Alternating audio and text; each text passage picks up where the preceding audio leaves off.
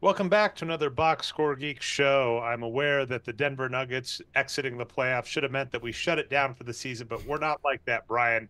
We are back. I'm your host, Trey Alvarez, found most places as Nerd Numbers. With me, as always, is my producer, voice of God, man of many hats. Hey, Brian, who are you rooting for at this point? Who are we going for? You going Dallas? Ooh, big question. No, I'm going Timberwolves. I've got some family history. My mom's originally from the Minneapolis area, and yeah, I'm not going to root for Dallas. So, and of course, I'm not rooting for the East. Come on, we're rooting West. So I'm going Timberwolves.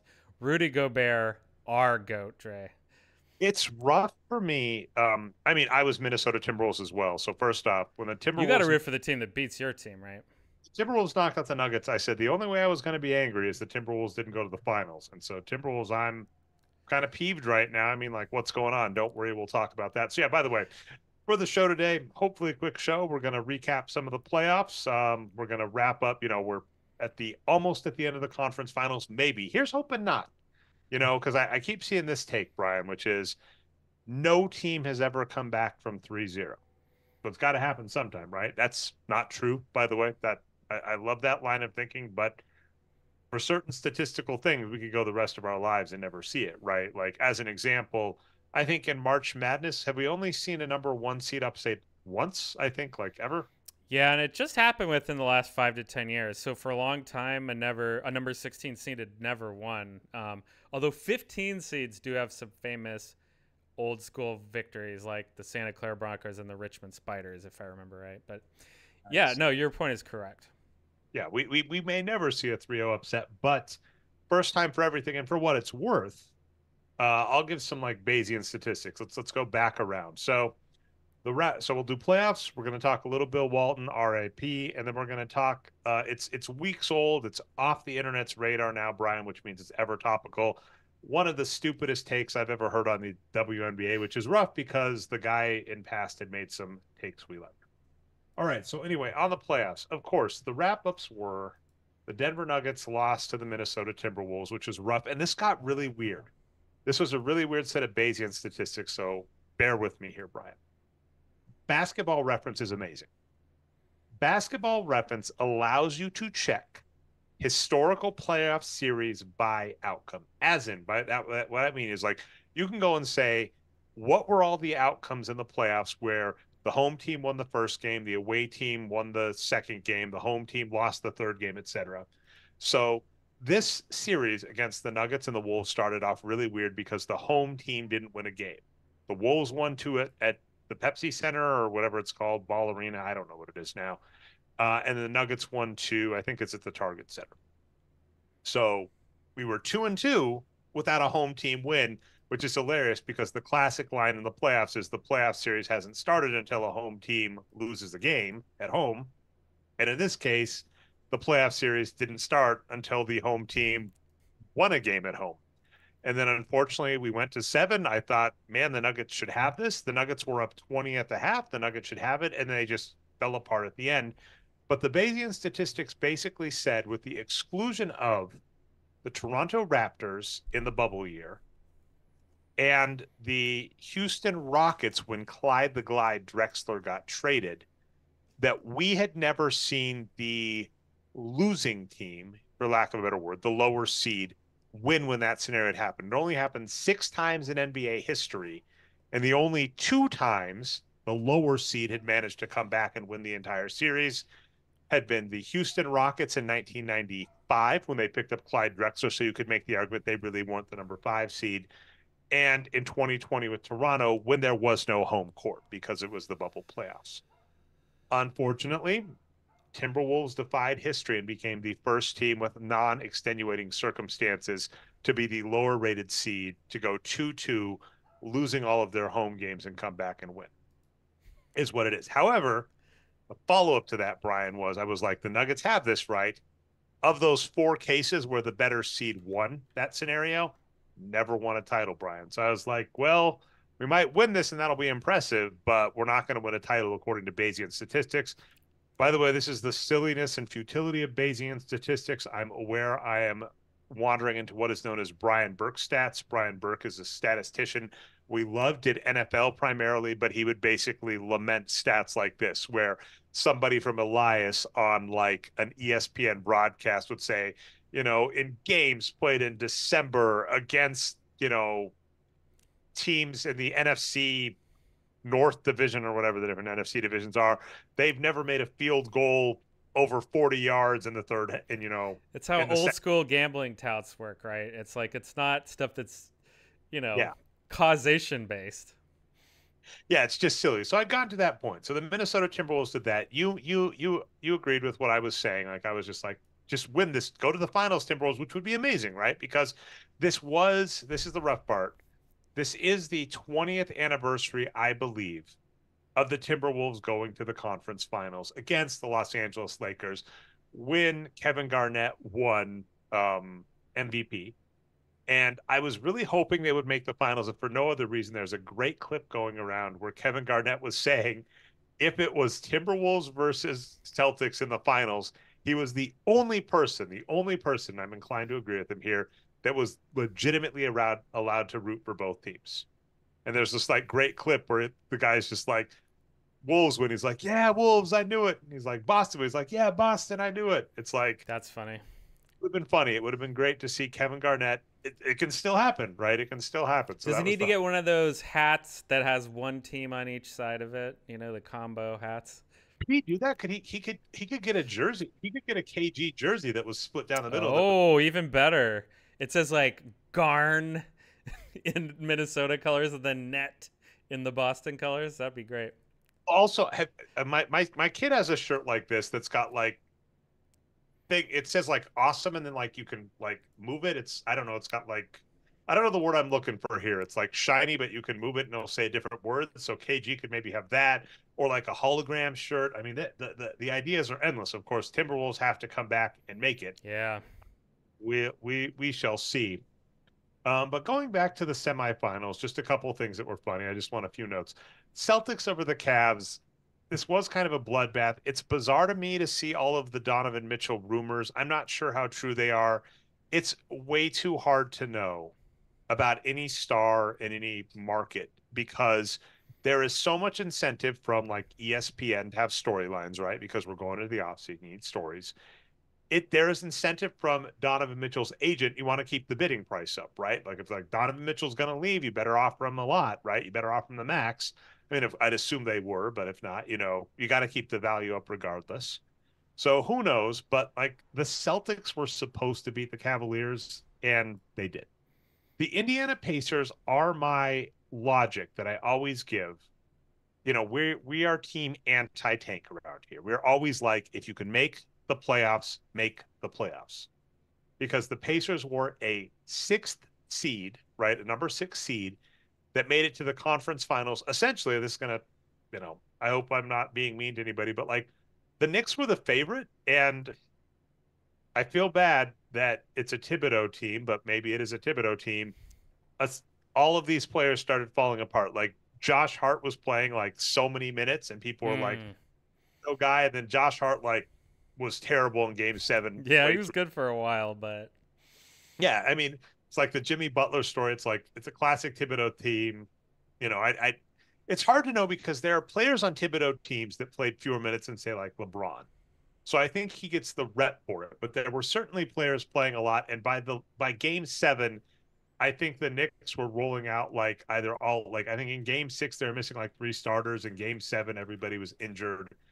We've kind of talked how that's a risk in the playoffs too, right? Where players think they need to play to help their team win, but they're injured, so they're not as good. But the Pacers, a sixth seed, almost made the NBA Finals, and I'm aware by almost, they just got swept, which is kind of silly. But that being said, it's like if you make the playoffs, there is always a chance of an upset. If you are not in the playoffs, there is no chance at an upset. So that's my like story on Indiana versus New York. Dallas versus OKC. With apologies, I gave myself homework to review this series and I just haven't, and I don't quite know what happened. Obviously, there is the playoff mode, Luka Doncic, and this I'm being kind of sardonic here. Back in the day, an analyst that we like, Ian Levy, had an article about how like LeBron James has a playoff mode, and I looked at it and I was like, yeah, he just plays more minutes. That's his playoff mode. So Luka Doncic playing 42 minutes as well. Kyrie Irving had been injured part of the season, so and I believe that I'm trying to remember who they traded for. Was it Derek? Who did they? It was Derek Lively. So But Derek Lively is the guy that they drafted out of Duke, and they were just able to play him a lot of minutes as a rookie, which is amazing. He's kind of hurt now, so we'll see what happens. But the guy you're thinking of is Daniel Gafford. He was on the Wizards.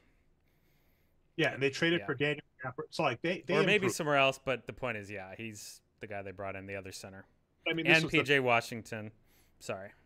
Yeah. Oh yeah. But here's the thing: is like the Mavericks were a good team, right? They ended with 50 wins, so that's never a bad team.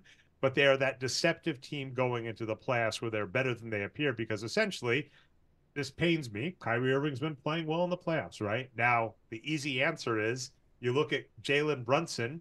Jalen Brunson is cheaper than Kyrie Irving. Jalen Brunson is younger than Kyrie Irving. I would be hard pressed to believe that Jalen Brunson versus Kyrie Irving in the next couple of years, Jalen Brunson's not going to be the winner. But Kyrie Irving wasn't healthy to start the season. Was healthy, has been healthy at the end of the season and in the playoffs.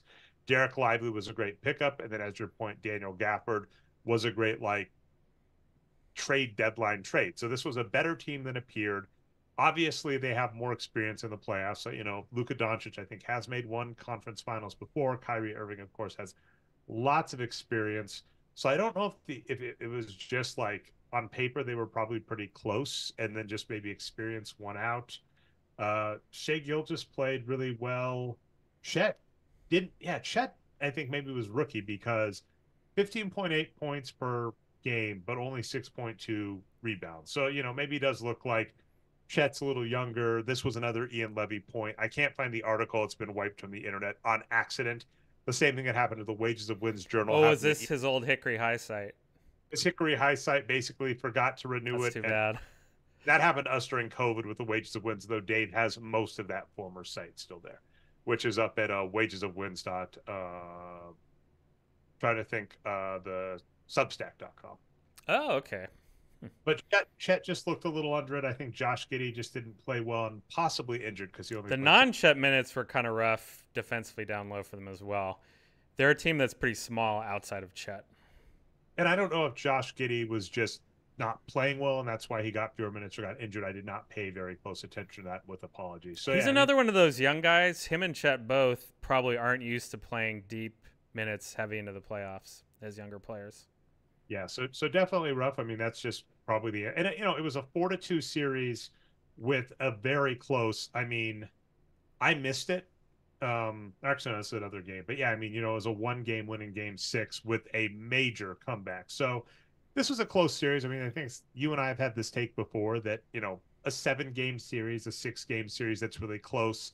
There's not like Dallas crushed. It's like two really good teams played each other, and a couple of different bounces, and the game goes a different way. Because yeah, I mean, game 3 is a 4-point game. Game 6 is a 1-point game.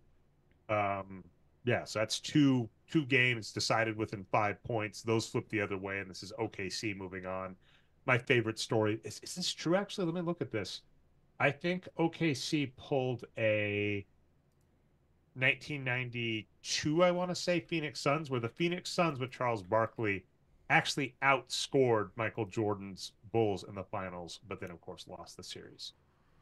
Was Yeah, that because it the John Paxson series, or no? That was before that. They lost. That was close though. so it's +9, +4, +12. Yeah, the I think the Oklahoma City Thunder actually outscored the Mavericks in the series, but lost. So that kind of aligns. The Nuggets versus the Wolves. You and I were talking this little pre-show. Really, I think just the Nuggets ran out of steam, which is kind of bizarre. One of the well-known things about the Denver Nuggets and the Utah Jazz is they have one of the most unfair home court advantages in the NBA. Arturo Galletti has written about this. Basically, altitude.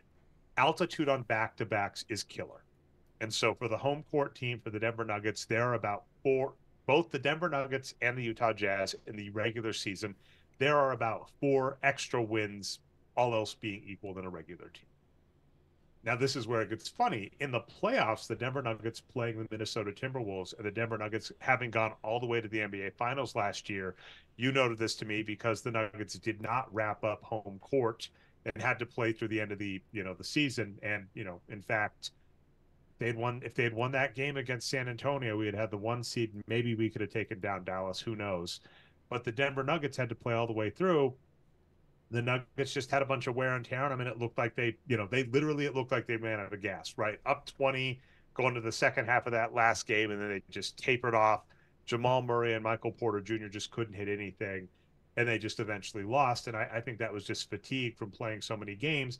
And even now, looking at how the Minnesota Timberwolves, and we can go into the conference finals now, how the Minnesota Timberwolves are looking against the Mavericks, like I could argue the same thing, which is just like the Timberwolves are coming off of a 7 game series, 4 of those games at altitude, lots of stuff. Whereas like the Mavericks actually got a little bit of time to rest up because they won in 6, and now the Mavericks are, and also let's note this: 3-point game, 1-point game. Now the game 3 was a 9-point game. I'm actually curious how close it was with 5 minutes to go, and the last game was a 5-point game. So it's always rough when you're like, this lopsided series is much closer than it appears, but that is the case.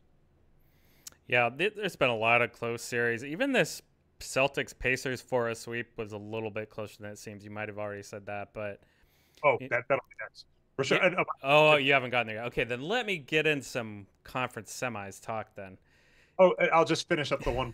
Actually, just finish the comment I had there. With 3 minutes left to go, it was a 2-point game in the game 3 loss. So yeah, these have all been this 3-1 thumping on the part of the Mavericks has been close every single game. Yeah, yeah.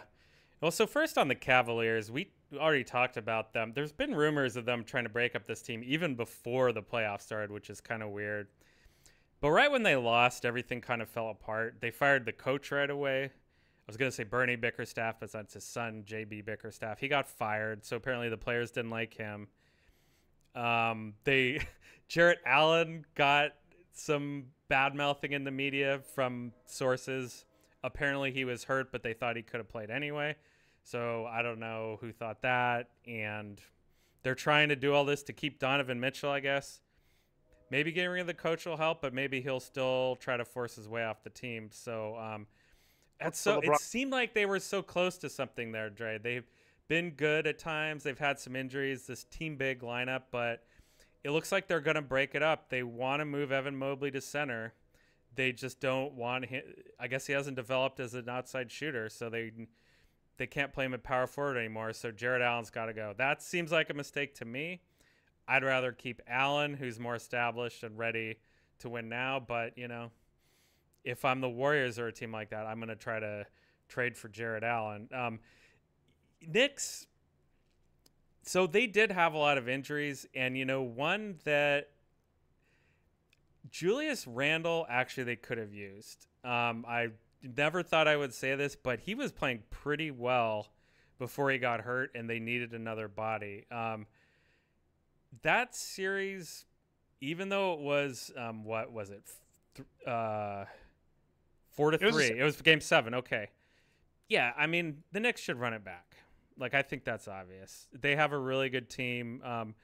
They have to figure out what to do at center also, because they have 2 all-star level guys that are going to want to get paid. Hartenstein, who is great, and then, of course, Mitchell Robinson, who's been hurt. So they're going to have to figure out what to do there. Maybe they can make it work financially to keep both of those guys. But, Randall's going to be coming back, so they'll probably move on from them.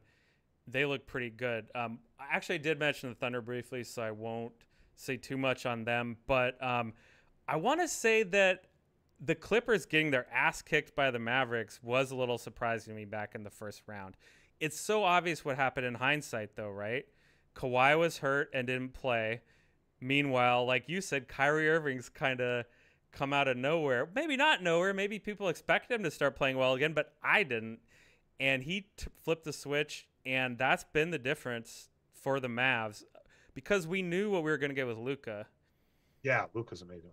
And now they got a second guy, and they have bigger players that can defend. So the Mavs, yeah, they look like a real threat for the title right now. I saw, did you see someone had a like who's stopping this team? And I think it was like Chris Paul, like CP3, Kawhi, and like Paul George. And it's just like injury. I hate to tell you, like, yeah, the The it banana is boat team. in the playoffs, it is sad when it happens, and it happened to my team. But when you just watch a team run out of gas or fall apart, and I mean that happened to the Clippers, right? The Clippers looked all right. I think they won a game early, and then just yeah, like Kawhi's not healthy. Like James Harden actually had some good games to start, but then he did the classic James Harden. I mean, I don't even think this is that outlandish of a theory. I guess what's annoying. Well known, James Harden likes to party, like go to strip clubs. And I don't know, like he just doesn't play as well in the playoffs. And it's entirely possible that he's not as reined in then, or just other stuff. I mean, what's really funny, we talk chess a lot on this show, and one of the most heartbreaking things that happened recently is Fabiano Caruana probably had a guaranteed trip to the World Championship.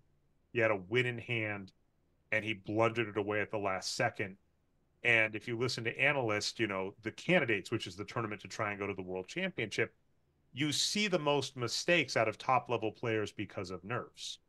So, like, when we're talking about these athletes and we're numbers nerds and we're looking at the numbers and regular season SRS and whatever, it's also just worth noting that, a player's a little off and it could be nerves, it can be stress, it could be injury.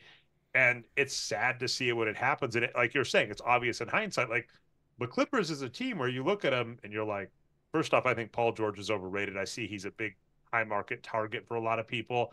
And he is this guy that young was great, had a great progression, got injured in the Olympics, had a dip, was played out of position by Indiana. We saw him kind of come back. I would maybe put like Grant Hill level, right, where he turns into a good player.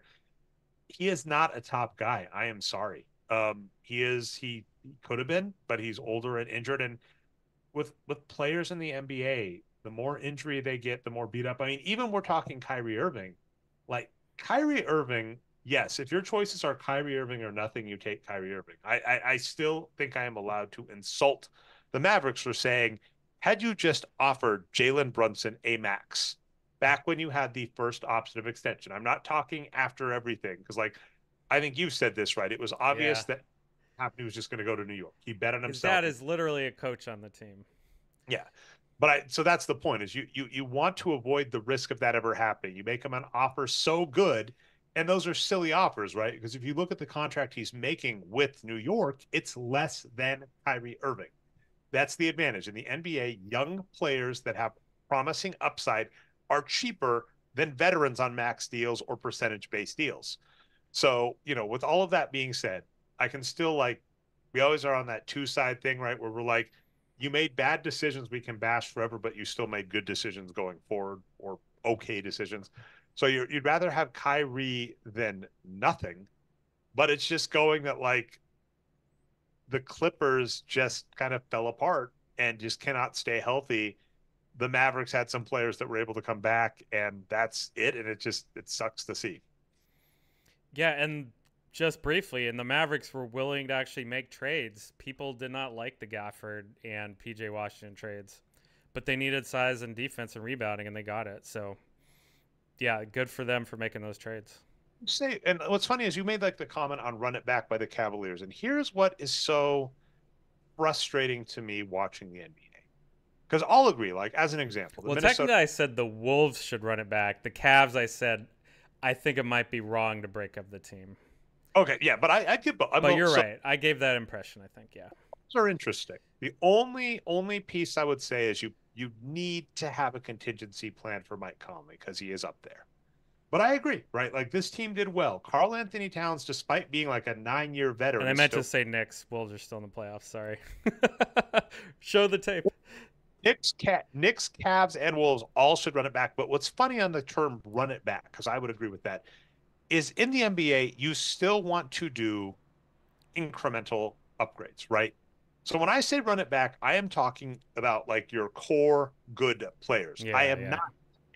not to upgrade person 7, person 8, person 9 on the bench. And I think not enough teams do it or they do it wrong. Like I used to back in the day kind of like track this, but it was so amazing to see the number of NBA teams that if they needed a body, right, someone got injured, they would basically pick up like a 10-day contract or a two-way contract, a fourth year senior player, a player who'd played 4 years in the NCAA that had gotten a lot of points in their fourth year. And I just hated this because I was just like, if you are not amazing by your fourth year in the NCAA, you are not NBA ready. I am sorry. So when we say run it back, because I just want to clarify that, like, because I saw some people saying out like the Nuggets need to do something. I'm like, the Nuggets don't need to do something. Their core is pretty good. They do need to do incremental changes, which is fine. Like I could see upgrading KCP. I could see getting one or two better players on the bench. I love DeAndre Jordan, but I think he's a better coach than player at this point. I am conflicted because Jamal Murray is up for an extension, and I just don't think he can stay healthy. I think they may need to re-sign him because they're over the cap. They're not going to be able to sign outright. And then you're in a really rough, like Clay situation where you trade him. And I always feel bad there where a champion team where a player contributed to the title and then saying, hey, we just got to let you go because, we're going to trade you at your peak value. I've been saying that for years with Clay. I don't think I'm wrong, but I still feel icky about it, right? That's the difference between like normal industry and the NBA, where the NBA is like, well, this person was really useful and contributed a lot. In the real world, they've got stock options, even if they leave the company, right? They own part of the company. Where the NBA, we're just like, see ya. Yeah, I would do most trades involving Jamal Murray if I were the Nuggets, as long as they're not really bad. Yeah, the Jamal, problem is when you're paying a max contract to a player like that, you're paying for consistency, and he's just hurt slash inconsistent, right? Like compare him to his teammate Jokic, who's never hurt and is very consistent. yep. So it's tough to compare him to the MVP, but yeah, that'd be definitely the position I would look to upgrade. If he were making like 20 million or less, 15, I'd be like, fine, Murray. But he's just making so much money. My answer as a GM, if you still want to like toe the line of being like a human and not a robotic monster, and I am a robotic monster, would be go up to Murray and be like, where do you want to play? Like, tell me where you want to go. Like, You you would tell me. actively look to move him, yeah. I would say I'm going to get you paid. I'm going to get you a max deal, and I'm going to get you in a place you want to be, and we'll keep this on the down low, right? So it doesn't turn into like the classic thing, or possibly hype it, right? The NBA is a lot of wrestling. We bring that up a lot, right? Where just people are such marks. We're like, I can't believe this person said this or whatever. So it is just very much like, yeah, have your agent start riling and saying Murray wants out. And he's only going to go to, Miami or something, Oh, I right? see. So the deal is next year is the last year of his contract. Or no, say, we're going to get you paid and we're going to get you going where you want to go and whatever we need to do to facilitate that. And so that's where it could be funny because it could be very kayfabe where the Nuggets could say, hey, look, we're going to look bad in the media, right? We'll start fighting and, like Jimmy Butler or Wait, that's not. Oh, go with ahead, go ahead. only going to go to Miami, right? Like it's like, yeah, we'll do that fight. We'll get you to Miami. We'll hype it up in the press. We'll say you only go there. We'll act like Miami twisted our arm, and we're like, oh no, we had to take back Jimmy Butler or whatever. But although in that case is getting weird. Jimmy Butler says he wants a max, and he's turning 35, and he can't stay healthy. And I don't know, Brian. Those ones are so rough. Like Jimmy Butler's a much different situation than Jamal Murray, although they're in the same boat. Where it's like these players have star peaks, right? Playoff Jamal Murray is one of the most beautiful things I've ever seen, Sixers and reported interest in bringing back Jimmy Butler. love it. I hope they do. That'd be hilarious.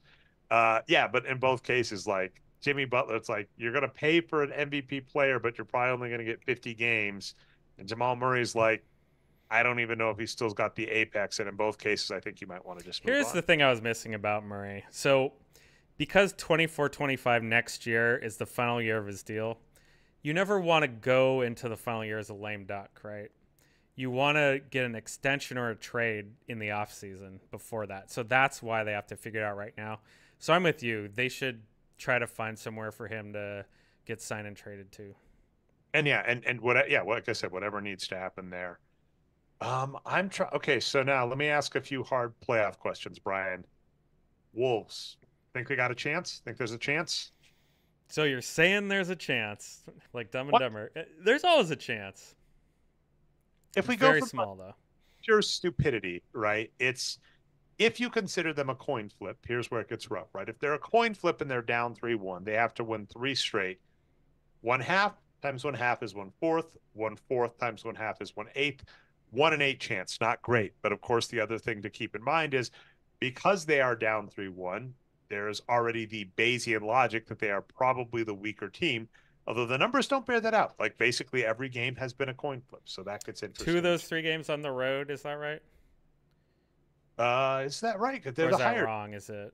seed, but it's 3-1, so it has to be. Yeah, it would be. It's home, home, away, away. So yeah, their first 2 games at home they lost. They've in fact only won one away. So They're they've probably got, under 10%, I would say. they've got 2 games at home remaining.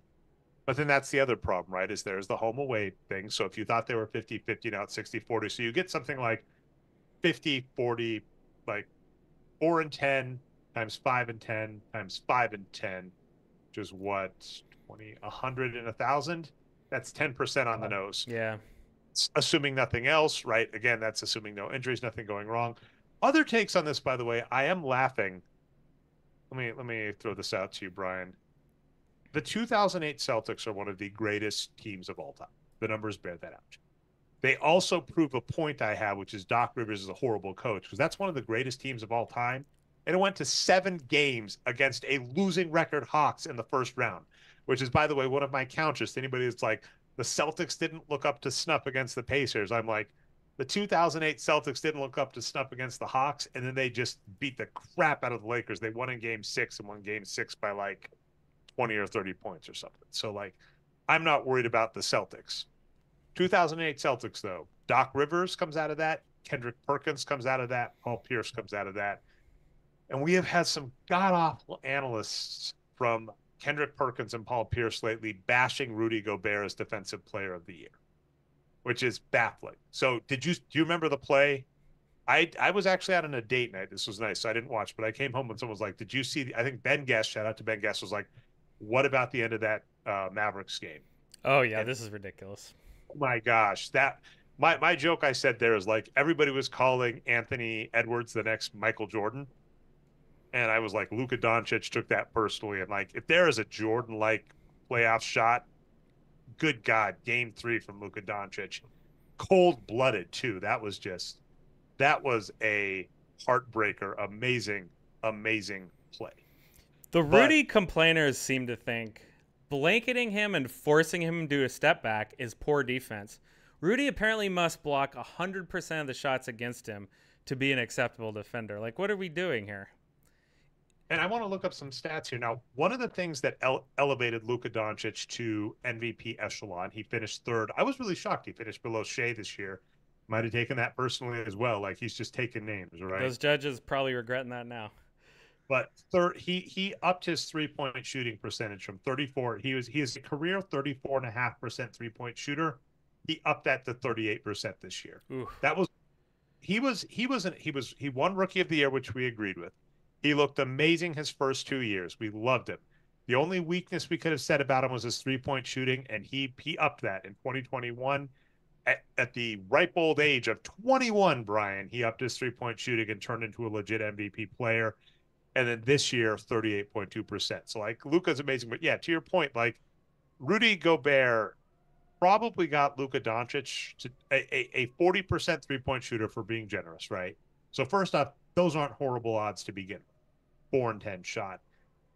With how much he was covered and how off balance he took it, I think that was like a 20% shot. So that was like perfect defense. And Rudy Gobert has been playing, well.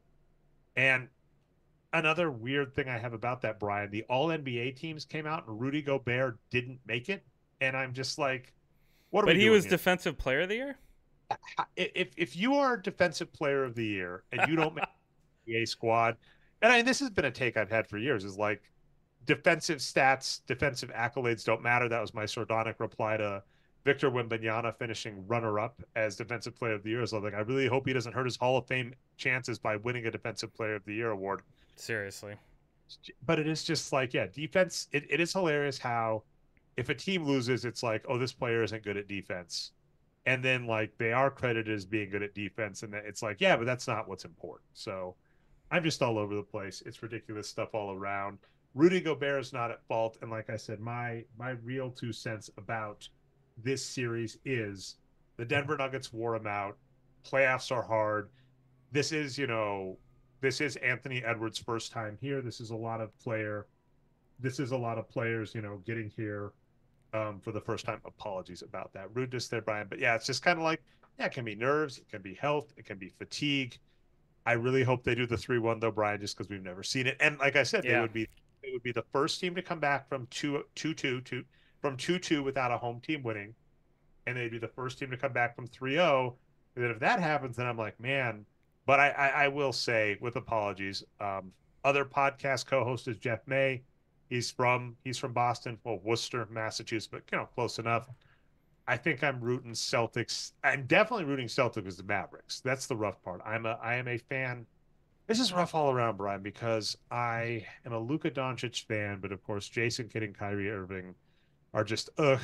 But then of course the Celtics have Kristaps Porzingis, which ugh. So I don't It's know, kind of but scary they did the sweep with Porzingis hurt. yeah, I mean that's the huge part. And there's still a better team. I mean that's the thing is we thought Porzingis helped make this team next level. But that being said, Porzingis, like this is what's going to get us in trouble. We thought Porzingis's numbers were average. We thought he was an average center. Basically, his offense was amazing, which is you, Brian Foster. You said they needed offense instead of Damian Lillard. They bolstered their defense on the perimeter. Drew Holiday. I would love to see Drew Holiday get a title with the Celtics too, because yeah, that was funny to lose him off the Mavericks or off the not the Mavericks, the Bucks. But anyway, Luka Doncic we thought was at I am losing names all over the place here, Brian. Kristaps Porzingis we thought was average, which means he elevates the Celtics from a 60-win team to a 65-win team.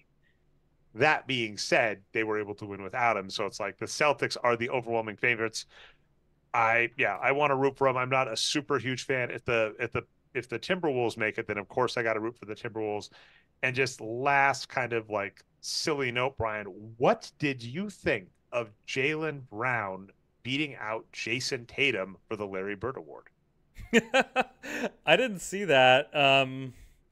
Yeah, Tatum's having a better year on the court, and that matters for that kind of a thing, which is interesting. Yeah, I have no opinion.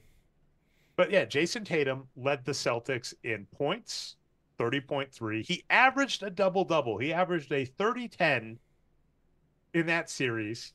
Now, admittedly, I'll give you this. Jaylen Brown shot better. Jason Tatum, 56% true shooting. Jaylen Brown, 59.6% true shooting. But Tatum, 30 points, 10 rebounds, 6.3 assists, 1.3 steals, half a block. Now, to be fair, by the way, Jaylen Brown, two steals a game.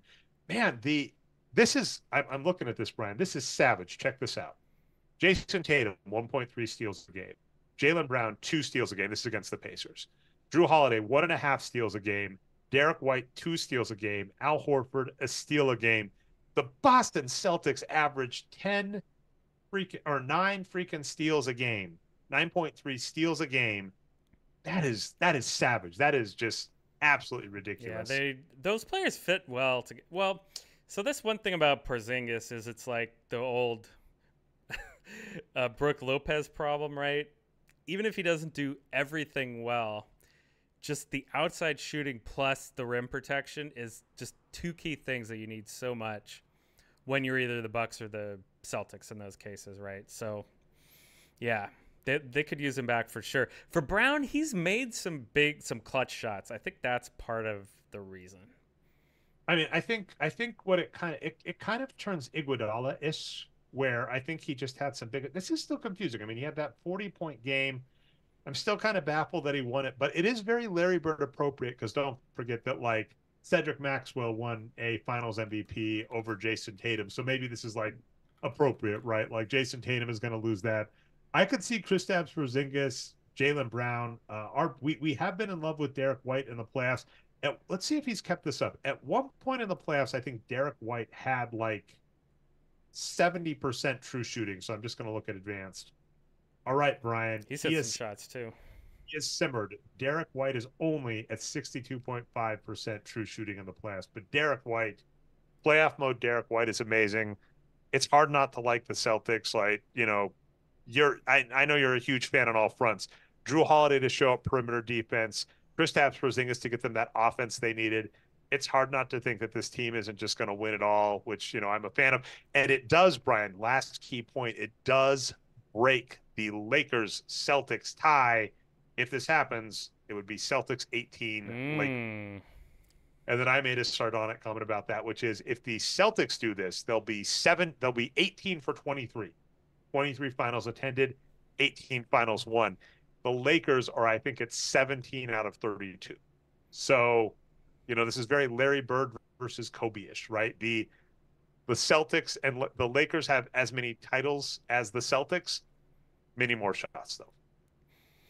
Yeah, I love watching an ensemble cast, right? The fact that we're debating, it even if the Dallas Mavericks go on to win and Kyrie is still, going off, it doesn't matter. We know it's going to be Luka is going to be MVP, right?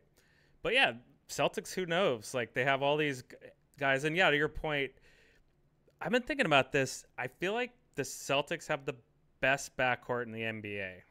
White and Holiday. Holiday is ridiculous. I mean, that's what's also funny. Like they're easily best on defense, right? But they're so good on offense too. Just overall, that's the best backcourt in the NBA. Well, I mean, it's hilarious, right? Because Jason Tatum is essentially plays as a power forward, and he's kind of up there. He's not the same tier. Apologies, but he's like up there with Jokic, right? Where it's like you got like point guard skills in a power forward's body, which is such a cheat code when your backcourt is also really, really good. That helped them a lot. He famously bulked up, like he added a lot of muscle so he could play power forward, and it's helped them out. And by the way, yeah, it's not even a question that Luka Doncic will get the Magic Johnson award if they win. 31 points, 9.5 rebounds, 9 assists, 2.3 steals, half a block a game right now. That's absolutely killer. Right now, the only player on the Timberwolves that could take it if they won would be Anthony Edwards, who has not played well. And again, it's just really weird because everybody loved him last series and is like turned on him because he hasn't been having a great series this time. And it's just like young player that got tired is what it is. Don't know what to tell you. Oh, are you talking about Edwards? I feel like he's ducking the flack and Gobert is taking it on. I'm like, maybe this guy missing all the shots is more of a problem. But I mean, they could make a run still. Well, Karl Anthony Towns 47% true shooting. That makes 1950s players blush. Anthony Edwards 50.8 true shooting. So Edwards and Towns forgot how to shoot in the series. So Towns' overall numbers look fine, but that just shows you how much he's fallen off this series because he was good in the previous series. Bastard showed up against the Nuggets. I mean, this. Don't forget. I tried to say previous series so we'd forget it was the Nuggets. Nuggets, and Timberwolves, right? Karl Anthony Towns wins Rookie of the Year, and Nikola Jokic goes on to be the face of the NBA. So that's like a little bit of revenge there, I guess. So, is what it is. And Nurkic ended up on the Suns. Nurkic, he played all right. I mean, Nurkic, it's injury. Like he actually looked really well in the Blazers. Looked good. Remember, he like broke his leg. A ref like kicked his leg when he was down on the floor, which I forgot about that. He went to the Suns and looked all right this season, but it's just like big players. This is a nice segue, Brian, because that's also Portland, right? Big guys that play for Portland that just injured, eventually fall apart, and just RIP to one of. I'm going to say sorry to Bill Walton and to Bill Russell. I've had problems with the Bills. And I want to make sure that the anger is placed in the right direction. Because I think I pointed out before when I looked at like the NBA top 50 list that came, 50 best players of all time that came out. I forget in the like early, was it early? It was like late 90s or early 2000s. I know that because like Shaq made the list, which was kind of baffling. He made that way too early. And Bill Walton was on the list. And I was just like, look, I hate to tell you this, but like modern day Bill Walton never touches that list, which is true. And I do have a lot of animosity to the fact that historical NBA had a lot of respect for players like Bill Russell and Bill Walton, these defensive-minded players that got a ton of boards. Because like Bill Walton, I think, was like a 15-15 machine, right? Average like 15 points, 15 rebounds a game when healthy. and I think sometimes it comes off as hate as being like Bill Walton's overrated or, Bill Walton doesn't belong on these lists. And what I'm really mad at is I'm saying like the analysts got worse. The analyst, and for what it's worth, here's the point. Back in the day when Bill Walton won MVP, the players voted on MVP. When the players stopped voting on MVP, Dave Barry's made this point when television came around and more people watched the NBA and NBA sports writers voted on NBA is when we stopped valuing the correct stats. But Bill Walton, yeah, just 19 points, 14 boards, 3.2 blocks, 18.6 points a game back in the day. Ridiculous player, could never stay healthy. Is one of the low. I think he won MVP in 1978, and I think he's the only player to do it. I want to say in under 2,000 minutes. I think is the comment because he played like 58 games and 33 minutes a game. So I just want to check if I can do that. And I am failing miserably to get totals up in front of me. Sorry. Yeah, Bill Walton only 1,900 minutes that season. He finished runner up the year before with 2,200 minutes. But yeah, he only played 2,200 minutes once, like very much Joel Embiid-ish, right? Like this guy that looks great, star ceiling, just could not stay healthy. Has one last, in 1986 goes to the Celtics and wins sixth man of the year. And then the next year, sadly, is injured. And I think, that's one of his lines, right? Like in 1987, the Boston Celtics, I think, lose. Do they lose in the finals? Let me check. Let me take a look. Yeah, they. That could have Holy been one of cow. those Lakers years.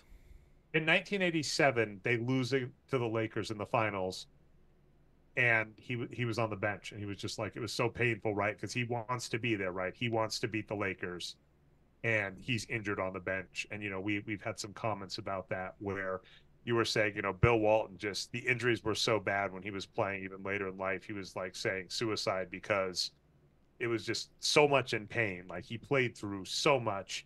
And unfortunately, right, succumbed to cancer was the final thing. He died about age 70. So just an amazing player in that I think, I even commented on this. Like there are a lot of what if players, Grant Hill, T Mac, Derrick Rose, right? Bill Walton, two titles, MVP, finals MVP.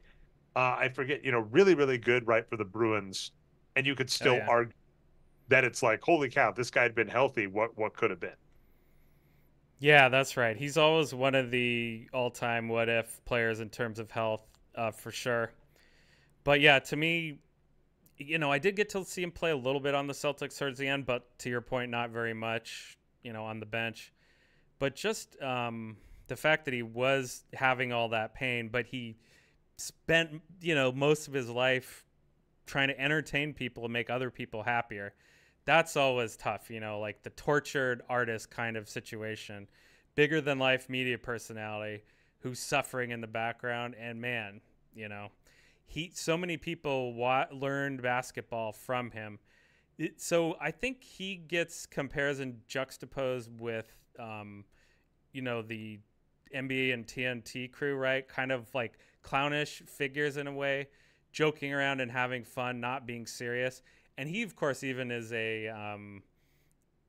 was an on-air commentator, right? So he'd even bring the shenanigans to the broadcast itself.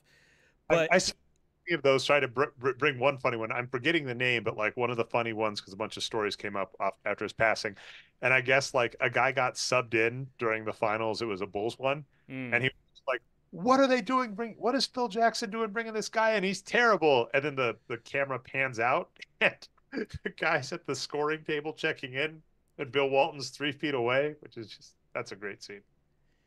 yeah, I mean, he was always on. Like that was what people said about him. He's always just trying to entertain people, and to me, yeah, that's a big but he's someone who loves the game of basketball and always talks about how great it is, right? Almost to a cartoonish level. Like he'll some of his most famous lines, as an analyst, are just talking about some like 10th or 12th bench player who never has, never barely ever gets in the game, and he's extolling them as being one of the greatest of all time. And it's like he's joking a little bit, but he's kind of not. Like he kind of just loves basketball and loves people and just, loves to carry on like that. And, again, compared to Chuck and Shaq, who are a lot more cynical and are kind of like angry clowns. So to me, that's the biggest part that'll be missed was the love of basketball, and yeah, that's something I love most in an announcer. There is a high level like thing I've heard about like satirization and stuff, like when it's done good versus bad, and the kind of like hammy look at the camera, break the fourth wall wink versus you're making fun of something, but it's clear you're making fun of it out of love, which I know is a hard distinction to make, but there definitely is that, right? Like Hot Fuzz, like I think Edgar Wright, you watch Edgar Yeah, Wright when he like deconstructs a zombie movie or an action movie, and you can tell. it's Point Break with Keanu Reeves and Kurt Russell specifically. Yeah, that's such great, and that's the point. Like you're seeing, it's like this is someone who watched those movies, Yeah. loves those movies, is able to poke fun at the ridiculous parts of those movies, but is doing it out of like it's because they love these movies so much that they even recognize that. Versus the like person that winks the camera is like, oh look at this Point Blank person here, and you're like, that's not a joke, that's not funny, right? If you haven't seen Hot Fuzz, people go out there and watch that. One of the Timothy Dalton, amazing actor by the way, Oh, that's right. Yeah, he's good in that.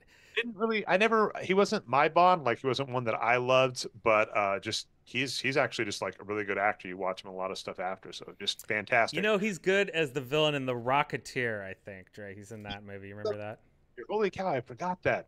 Yeah, Dalton's a good actor. Okay, so but yeah, that kind of point. And so I think Bill Walton is that place where it's like he jokes, he makes fun, but he's doing so out of a place of love. I think the two people I saw him compared a lot to Hubie Brown, and those two just Mm. like They're the same generation, sort of. Yeah. they're just like that's the thing is like they say silly stuff, but they're also just intelligent, and you can tell. And it's just R.I.P. Bill Walton. Like I said, my it's like I've agreed. I've said that his numbers are great and fantastic, and my kind of occasionally it almost seems as vitriol, but the vitriol comes out really more to be like you all that put him on your top 50, top 75 lists. I'm like, you are liars because Rudy Gobert is not going to make all NBA, but that's not Bill Walton. And Bill Walton understood the game. And like, I remember like RIP Bill Russell as well, but Bill Russell was just like, Noah's underrated. And he's like, Noah's underrated, not for his defense, for his passing. Like these players absolutely know. Yep. All right, Brian. Yeah, we're gonna poke things. We're just gonna poke things where basically Ethan Sherwood Strauss, analyst that in past we've gotten along with. Other times just he's had some weird takes. That's just the internet. People are like, oh, I love this person, and you're like, I don't know what happened, and we might be those people too, because there are plenty of people that found Wages of Windsor Boxscore Geeks and are like, I love your take. They're like, wait a minute, you're bashing Kobe. What's going on here? Which yeah is what it is. But he was on a podcast. I don't know if it was Bill Simmons or Pollinger, but basically said that the Fever were poorly named and they should maybe be named the W Pacers because of the Pacers.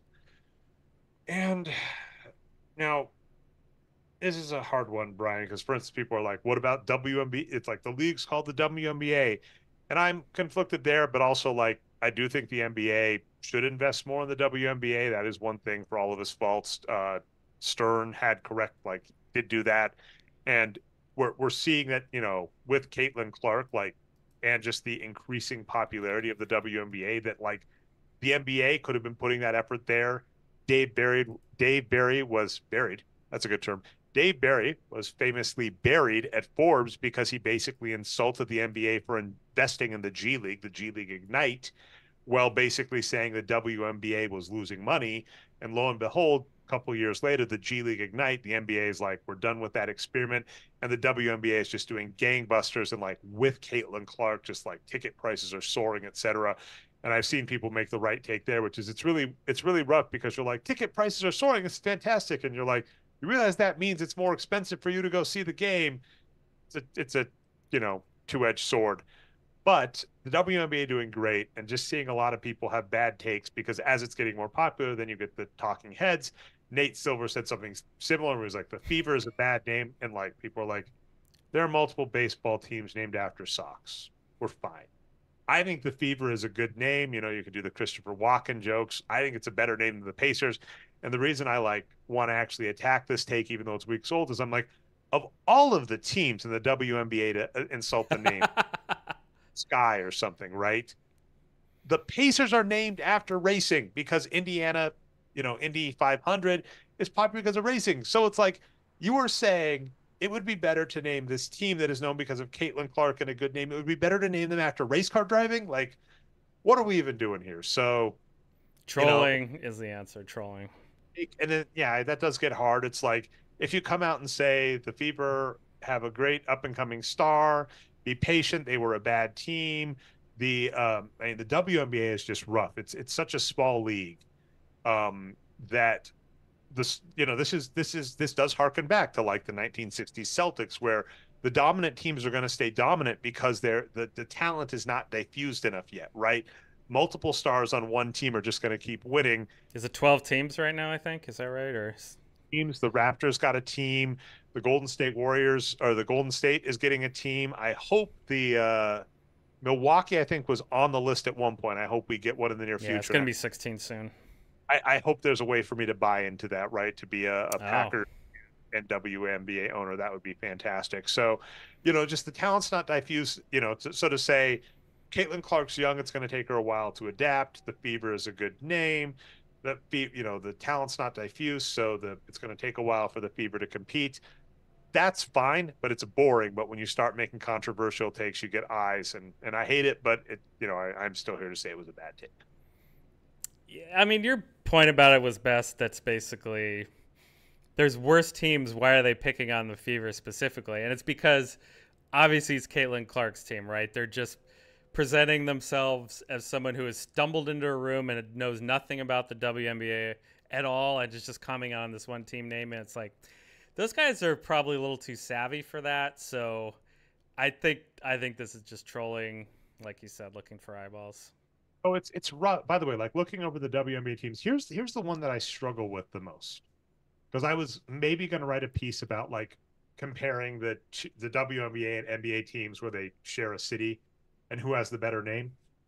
And the Seattle Storm is rough because I think empirically Seattle Storm is a better name than the Seattle Supersonics because of all the rain in Seattle. But for some odd reason, I just give the win to this. Like, there's something so iconic about the Supersonics, right? Um, I don't know. That was the I have only a one. pet peeve where I hate all team names that don't end in an S because it's just like pluralization issues, right? Like it's a team of players. It should end in an S. A group of them together are a storm. I could see that. I'll give it to you. They should be like the Barnstormers or something, or the Stormers. It's just you got to have a plural team name. Well, I'm curious, and it is. By the way, here's some funniness here, right? Like Fever is so yeah. So I actually agree with them for different reasons. I don't like the Fever team name either. So it'd be the Fevers. Yeah, yeah. I don't know how you would incorporate my paradigm of naming for the Fever. I really like the Brian Foster hate because there's all the wrong hate, the sexist hate of the WNBA. Brian's like, I can't stand bad team names that don't have plural. Because you're right. The Storm, it should be Storms, right? The Storms Mercury, would be fine. Mercury should be Mercuries. Liberty should be Liberties. Lynx, is Lynx the plural or is it Lynxes? That's like the cat, right? So Lynxes would be cool. I'd like that, but it's probably a Lynx. You don't. Connecticut Sun. There's already a Suns, right? In the NBA. Think about this, Dre. What if it wasn't the Los Angeles Lakers? It was just the Los Angeles Lake. Although, come on. The Los Angeles Sparks, they are actually correct, right? Yeah, that was good.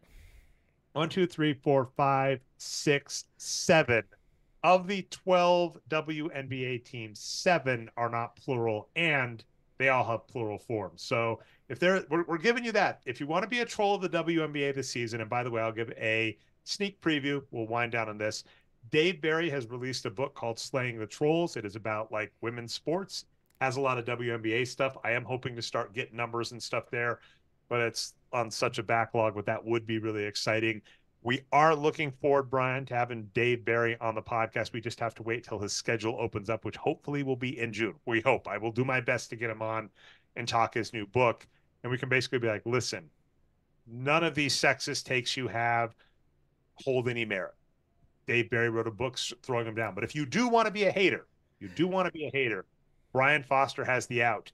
You can hate all the team names for not being plural, and we will give you that hate. We will agree with that. That is Boxscore Geeks endorsed. Yeah, that's right. Yeah, I don't know how you'd get there. So here's the thing. I think with this new well, so this started, to my knowledge, in the NBA in the early '90s, right when the Magic and the Heat came around. Although the Grizzlies were, that was a proper team name for, but yeah, the WNBA's picked that up. I guess it's like we're more about the whole spirit of the team, and the fans can get into the spirit of the team and the philosophy instead of being something tangible. No, I don't think so. I think a team is tangible. It's like it's a city, it's a town, it's people, it's buildings. That's what a team is to me. And it sounds like you're about to run for office. Like that's the end of that is like, and that's why I'm running for office. Please don't enter politics, Brian. No way. That's All right. By the way, like one of the teams that I am sad because this like paired so well, but the Houston Comets, that was a good name. That was a good team. I believe they won a title. They won 4 titles. They were really good. They were a really good team. That is a really nice complimentary name to the Houston Rockets. yeah. Houston, bring them That's back. a great example, Dre. That's perfect. Sacramento. And like, here's the funny thing: like the Sacramento Monarchs, right? You got the Monarchs and the Kings. Like, I'm okay with that. I am okay with paired team names as long as they are a good name and, to your point, plural. Where it gets stupid is like the W Pacers. It's like if you want to come up with a corresponding racing name, right? You could do right. You could copy like the Pistons of old, like call them the Mustangs or something. But I don't know. Just no, like no. W Pace was the stupidest name idea, and people better at racing than me. If you want to have an associated racing name, or I don't know, it's funny because Indiana Fever I can get behind the Fever, but Fevers I can't. The Fever is I think of the WNBA teams that aren't plural, the one I will give a pass to. Fever is better than most, I would say. It's not terrible. But I will comment on this Warriors WNBA team though, which is the Valkyries. There is a lot of clamoring for that just because they're a famous historical female warrior. There's been some complaints that are from older people that are like that apparently haven't seen any MCU movies that are like, "What's a Valkyrie?" I've got to go look this up in my encyclopedia. This is too long. My problem is they deliberately decided to steal the Kings colors because the Kings don't have a WNBA team and the Monarchs don't exist. Oh my god, I love that is so petty. That is so great. I'm sorry, Brian. They did. They're purple and black. The Valkyries are. I think I'm a Valkyries fan now for multiple. It's so petty. Yeah, maybe I'll grow to like it. I don't know. I think once they have players and everything, I'm just gonna watch every game. But for now, I'm like, I like the Kings. Why do you gotta kick them? But it's fine. Their logo is sick, by the way, though. The logo does look good. I think I'm a Valkyries fan even without anything. So that is beautiful. Just get us a team, and it can't be the Does. That is two 1950s, man. So the Bucks got to get something associated. But if we want a paired name, it cannot be the Doe, unfortunately. Naming teams is really hard, I think, is the lesson here. Yeah, just make them plural though. That's the rule here. All right, Brian. Anything else to end on that as a show? We're hoping Minnesota all the way. You can do it. That would be the most amazing run to an NBA Finals. We want to see it, if for no other reason than as soon as it's gone, we're just going to be talking heads explaining why Donovan Mitchell and Giannis are going to team up in LA, right? And I'm not looking. Giannis, maybe he can go to a different city in California. But here's the real thing about it. The finals are already scheduled out at this point. So if this series ends, we're just sitting around for like a week. We need to extend the series. Series at bare minimum needs to go. Yeah. Okay, and by the way, here's the thing, Brian. This may benefit you. So Paige Buckers, I meant to say Paige Buckets and then fell over while I was reading her name, but Paige Buckets, right?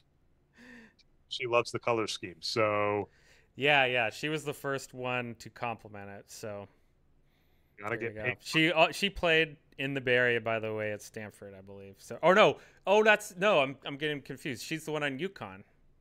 It's not, but yeah, she's going back next year. So you're right. I'm thinking of what's her name? Anyway, sorry, getting my WNBA players confused. I would barely know if not for entering a bracket this year. That's how you get people invested, right? If they actually do like fantasy teams and March Madness brackets. Give me a year, Brian, and I'll be up on the WNBA, which is something I've been hoping to do for years. But Paige Buckets next year likes the Valkyries. If she goes to the Valkyries, man, I'm gonna have to get that jersey. She should So have gone pro this year, but it's fine. it's so well. I mean, here's the thing. Keep teasing Dave Barry a little. He has written, and again, this is part of why I got fired from Forbes, about how the WNBA, unlike the NBA, does not do an equitable distribution of salary to their players. And to just explain this, imagine if each league, WNBA, NBA, both bring in $1. The NBA gives roughly 50% of that, kind of. And Dave Barry's looked into the numbers too. This thing, it starts getting finicky because they bring in $1, and then they're like, wait, you brought in $1.25, and the NBA is like, that 25 cents doesn't count, but we'll split this dollar. That's right. The NBA splits $1 50-50 with the players. Back in the day when Michael Jordan had a lot of leeway before he became an owner and joined the man, it was closer to 59%, but 50% now. WNBA, that number is closer to 20%. So if the WNBA paid their players 50% like the NBA does, then top players like, Caitlin Clark's even, top players like top draft picks would be getting paid better. Top players like Brianna Stewart would be getting $500,000 a season. We wouldn't have players going overseas, right? And all of the shenanigans that happened there. So that is the case. So the problem is to an NBA player saying, go back to school, don't join the league where you can make millions. I agree. I'm like, take the money, put it in a savings account. If you want to go back to school, do it. For a WNBA player where that salary is like 50 to 100 grand, getting your degree and having that on the resume, and then now that there's NIL, it's probably a push. So The salary is way too low compared to the NIL. well, I mean, the problem is that last year to actually get your degree plus the NIL money probably makes it worth it, right? It's a weird sunk cost. Right, because you actually get the degree at the end. Yeah. And we were kind of saying this earlier in the show, because there are only 12 teams. Like in the NBA, because there are 30 teams, you can be a one and done player and enter a league where you can at least make a roster spot. In the WNBA, because there are only 12 teams and there's like the same number of college teams as there are in the NBA, if you try and leave early, you are going to be more outclassed. So Look at, yeah, even Caitlin Clark's having some problems. And she's a senior, right? Didn't she play all 4 years? quote unquote struggling. Like she could have gone back him at a 5th-year senior to like absolutely decimate the scoring record, but she came out early. But yeah, that's the point. So it's rough where I can say it in WNBA, it still can make sense to just get your degree for the value, take the NIL money now. But that should, in the very near future, I think you're the one who told me this, right? The next negotiation's coming up. So hopefully in the next negotiation, it's a non-starter. The commissioner is looking for double the money in the next media rights deal, she said publicly. Love to hear it. Definitely quote Dave Barry, because then we can even quote even more. All right, Brian. Yeah, we got a lot of WNBA talk. I'm happy because I think pre-show we're like, maybe we'll talk a little. We talked a lot, and in a week or two, Brian, I'm going to have some WNBA cards to break. I'll leave that cool. So on Monday nights at Hey There Jeffro is the YouTube, and I think we're going to change up the channel, so I don't even know why I said that. I break cards for fun and then go play video games on this channel, which is why the feed looks screwed up for you. Where I'm like, I was playing Final Fantasy VIII. You can see what I've been playing, Brian. I'm going to get some WNBA cards. I'm going to really start boning up on that because I am excited. This is the first time in years I've had the spare time to do it, and I am good so year excited. for rookies probably in the WNBA. Speaking of which, Brian, I'll let you. Why don't you say any shout outs or lead outs? I've got one thing to show, and then I'll. Oh, here we go. We're doing it live. I love it. Yeah, I don't think I have too many shout outs. Just that, it's good to be back and get a show in during the NBA playoffs, and we'll have finals to talk soon. Oh, let's zoom in on this card. This is from Adam Todd Brown. This is a Gem Mint 10 Caitlin Clark card from this year. A 2023 Bowman U Now Caitlin Clark Gem Mint 10. So this is a mint condition. And of course, I'm going to be looking for a Caitlin Clark rookie card. Hopefully another Gem Mint 10 for the WNBA. Those don't come out for another couple of months, Brian. So I got to wait. I think last year they came out in October. So I got to wait like 4 months for Caitlin Clark cards. What is that? There you go. It's worth the wait. All right, Brian. Well, if you found us not through the website, you can find us at boxscoregeeks.com for the stats, just regular season at the moment. The Boxscore Geeks show, any place you find podcasts, iTunes, Stitcher, etc. We go live usually on Tuesdays at around 9:30 p.m. Eastern Standard Time. We went Wednesday because, Brian, I didn't want us to miss the series getting closed out, which was a possibility last night. But usually about bi-weekly, depending on our schedules. Summer's coming up, with apologies. I've got some travel, so I know it's not going to be consistent. But Tuesdays around 9:30 p.m. Eastern Standard Time. That's why you follow myself and Brian on social media. I'm Nerd Numbers most places. Brian Foster is B Foster on Blue Sky, and Boxscore Brian on Twitter. And then, of course, you can find the recaps channel Nerd Numbers on YouTube. I think that's everything. Have a week. Go Wolves. At least keep the series going. We don't want to just be sitting around for a week. We'll talk to you next time.